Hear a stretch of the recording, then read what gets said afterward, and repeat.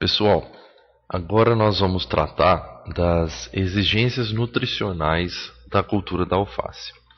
A alface, embora seja uma cultura de ciclo rápido, ela é bastante exigente em nutrientes, principalmente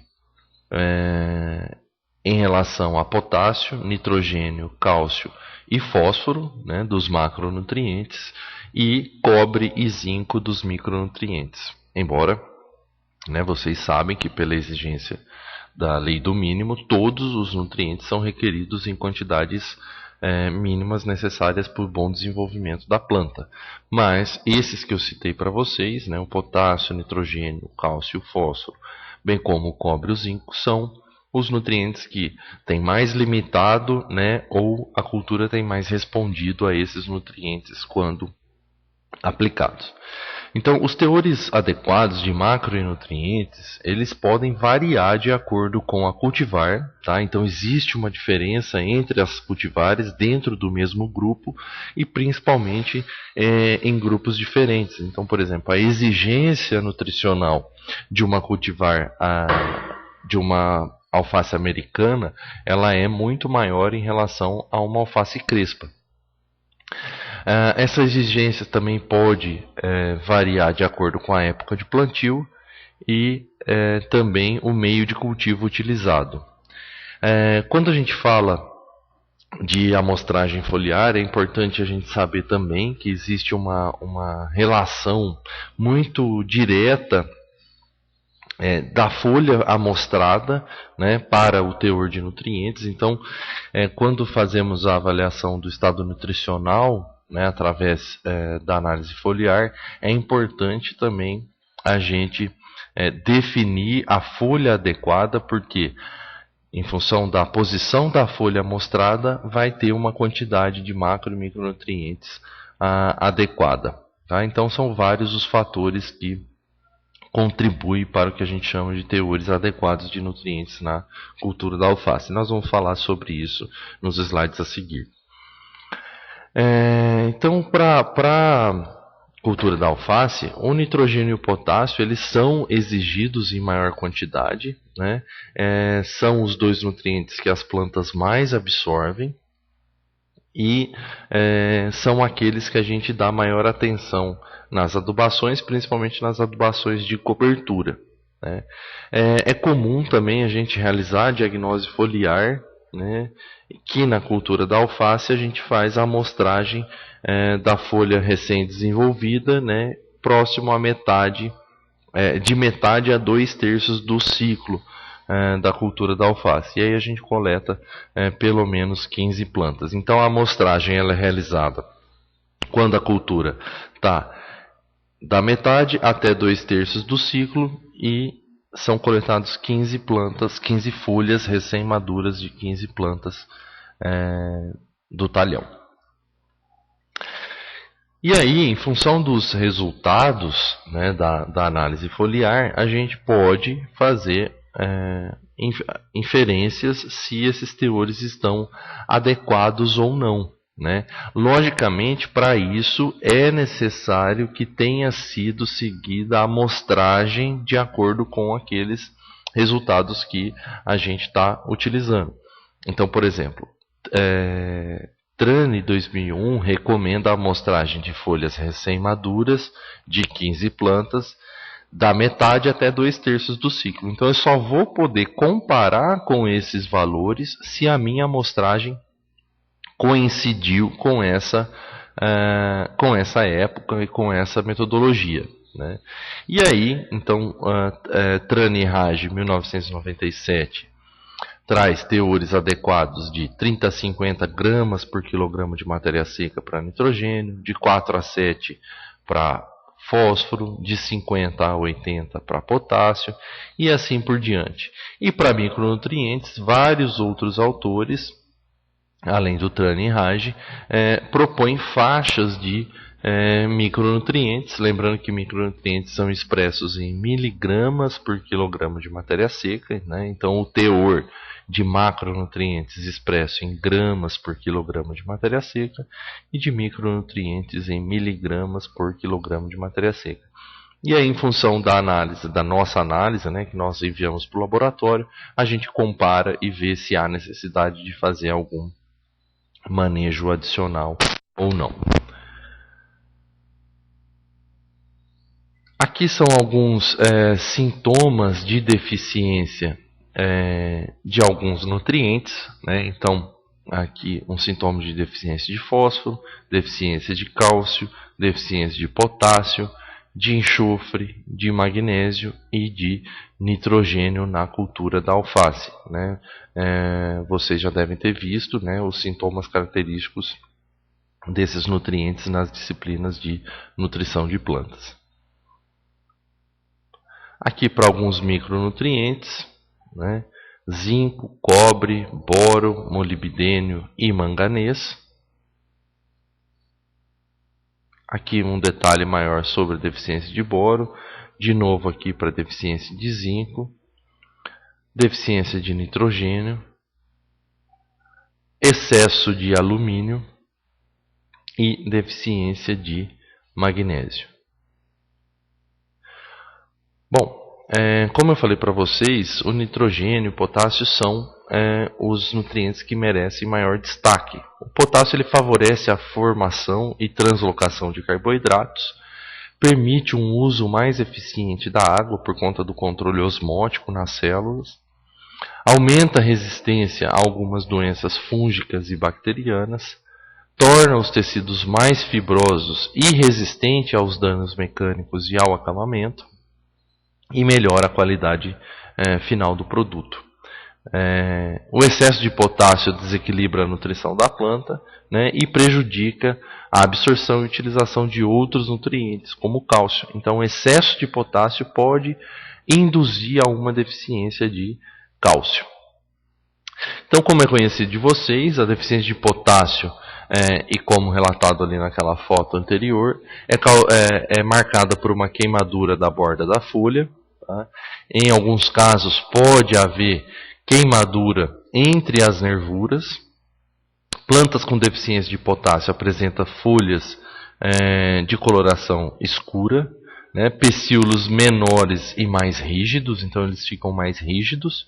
Internódios mais curtos, então as plantas elas vão ficando mais compactas e o caule fica mais fino. Então a aplicação de potássio ela é fundamental para uma boa produção de alface, né? E em comparação a outras culturas de porte bem maior, como por exemplo o milho, as doses tidas como ideais para a cultura da alface são próximas a culturas com porte bem maior, mostrando que a alface ela é extremamente exigente em potássio. Então aqui nesse resultado, né, dos autores Mota e colaboradores de 2001, a gente observa que as doses tidas como ideais para a cultura da alface para produção total foi de 107 kg por hectare de KCl e para a produção comercial foi de 113, então aí próximo a 110 quilos de KCl por hectare. Isso daqui aplicado via fertirrigação. Tá? Quando o KCl ele é aplicado via solo, né, tem uma eficiência muitas vezes um pouco menor do que a fertirrigação, então a dose pode ser maior do que 110. Mas aí cada estado tem a sua recomendação e aqui no estado de Minas Gerais, quem traz essa recomendação para a gente é a quinta aproximação.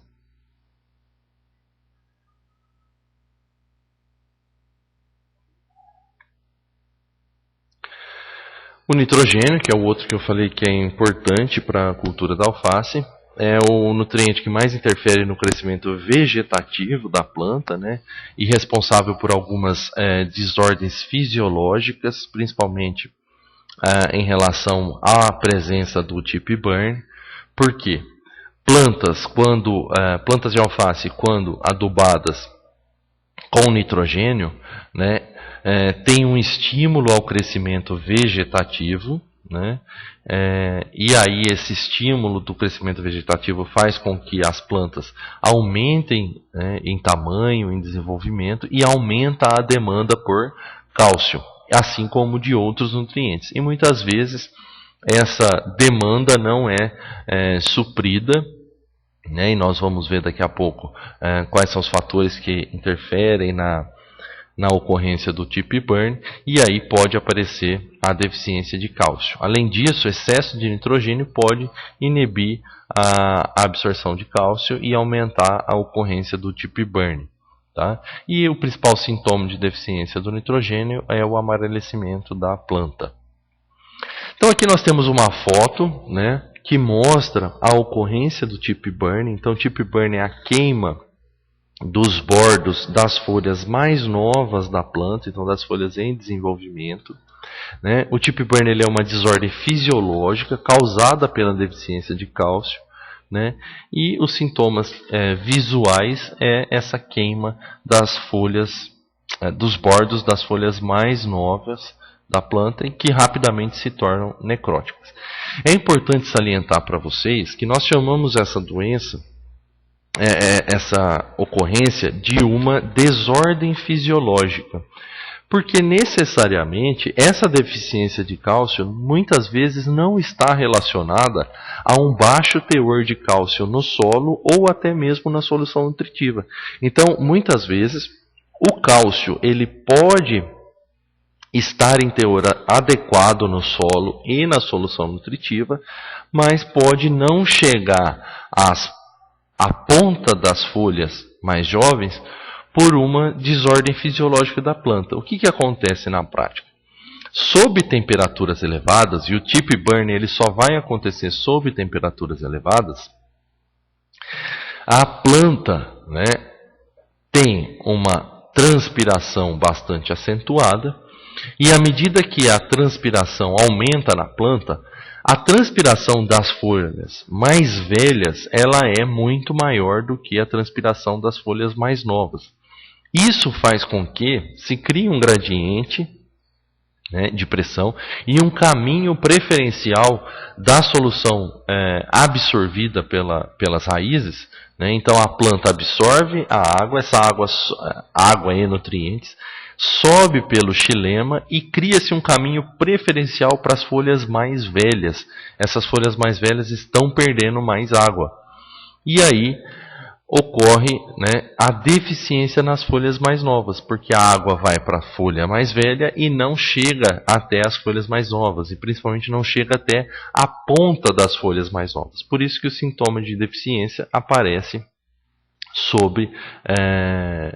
nas regiões mais novas, tá? E geralmente nas pontas dessas regiões. Então por isso que a gente chama aqui de uma desordem fisiológica, e necessariamente isso pode não ser correlacionado com baixo teor de cálcio no solo ou na solução nutritiva.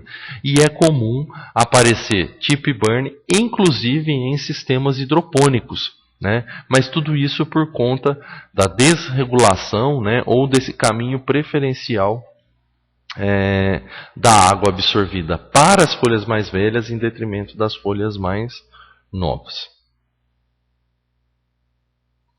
Então, alguns fatores que favorecem a ocorrência do tip burn. Temperatura alta, né, como eu falei para vocês. Crescimento muito acelerado, e esse crescimento muito acelerado geralmente é causado pela alta disponibilidade de nitrogênio ou pela adubação nitrogenada. E com isso a absorção de cálcio não acompanha esse ritmo acelerado de crescimento. E vai ocorrer a queima dos bordos das folhas mais novas. E é muito comum em ambiente protegido, porque nas horas mais quentes do dia, se não houver nenhum tipo de manejo, no verão, né, em ambiente protegido, as temperaturas aumentam muito. E aí favorece a ocorrência do tip burn. Tá?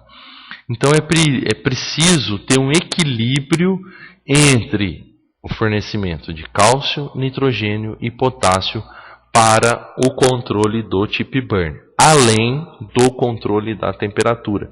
Então, quando a gente fala em manejo do tip burn, nós estamos falando de manejo da temperatura, e também manejo nutricional de cálcio, nitrogênio e potássio. O fósforo é um nutriente que tem destaque no metabolismo da planta, principalmente no controle da atividade enzimática. É considerado por muitos autores um nutriente-chave, né, para a obtenção de elevada produtividade e, na maioria dos casos, quando há deficiência ou suprimento inadequado de potássio, a produtividade não é adequada. E a deficiência de fósforo, né, ela promove um retardo no crescimento das plantas, má formação das cabeças, então as cabeças elas ficam mal formadas e perdem padrão comercial. As folhas externas apresentam tonalidade que pode variar de verde opaca a vermelho bronze. E as plantas novas, né, podem chegar até a morte se a deficiência de fósforo for severa. Com relação ao cobre e o zinco, né, que eu falei para vocês que são os dois micronutrientes que merecem destaque, a aplicação em excesso de cobre, a aplicação em excesso de nitrogênio, fósforo e zinco pode induzir a deficiência de cobre, então é importante que esses nutrientes sejam aplicados em equilíbrio, pois o excesso de nitrogênio, fósforo e zinco pode induzir a deficiência de cobre. E o zinco, né, no caso do zinco, ele pode ser inibido a absorção de zinco se houver um excesso de cobre e de ferro, né, no solo ou na solução nutritiva. Então é um nutriente que a gente tem que estar bastante atento, principalmente em solos bem corrigidos de pH. Bom, agora vocês devem proceder à atividade prática, né, da aula, que é a resposta do estudo dirigido que está disponível no IF Virtual. E qualquer dúvida pode ser sanada também através das mensagens pelo IF Virtual.